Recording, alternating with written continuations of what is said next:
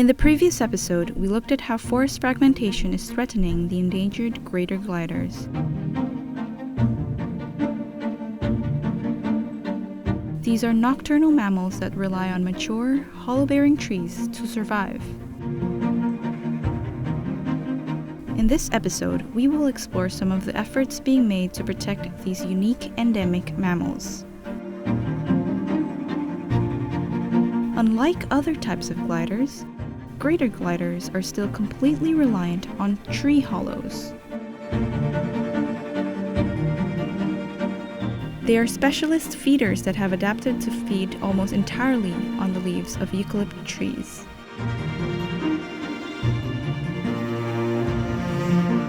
When old-growth forests are cleared, they leave isolated and disconnected patches that make it difficult for gliders to find food, remain safe from predation, and move between trees. We first met the gliders at Taronga Zoo, who have been rescued by the Taronga Wildlife Hospital due to injuries caused by human-modified landscapes, such as barbed wire fences.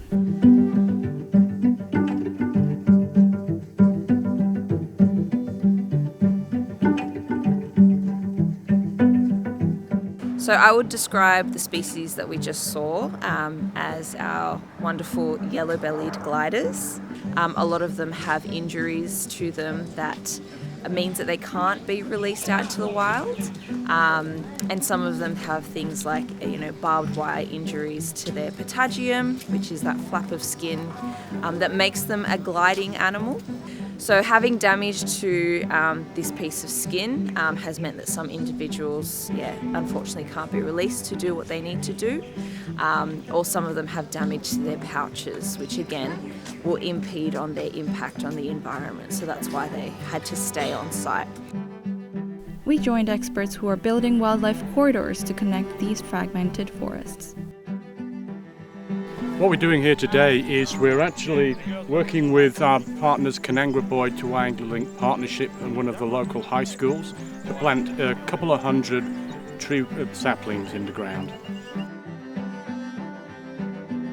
Getting these trees into the ground is going to be really important because we're actually got a big patch of remnant woodland behind us over on that hillside, and that's been set aside by the property owner, and immediately in front of us here we've got another patch of woodland that was otherwise completely separated, isolated from that large area behind me. What this vegetation is going to be doing is, over time, in the matter of a few years, it will start growing up and actually creating a physically intact connection for wildlife to be able to move back and forward across this valley between this little patch of bush behind us here and the major reserve over there.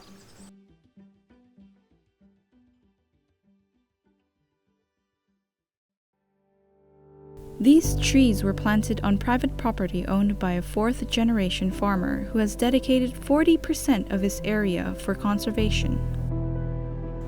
My name's Gary Cadwell and I'm a fourth-generation farmer here in Crookwell on top of the tablelands in Southern Tablelands, New South Wales. Yeah, the farm is started off in my great-grandfather's time at 80 acres and then it's progressed in my dad's time and my grandfather's time to another 365, and in the last few years we've now taken it to just over 2,000 acres, and it started off with that little bit at 12% in conservation, but with the growth of the farm we've now been able to achieve our what's been a long time target of 40% in conservation areas. So it's been a long journey but a very rewarding one.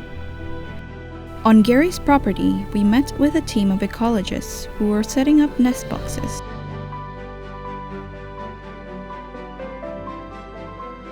These were configured particularly for squirrel gliders, a smaller species of gliders found in a similar range. But these nest boxes also provide shelter for other tree-dwelling wildlife, like smaller birds.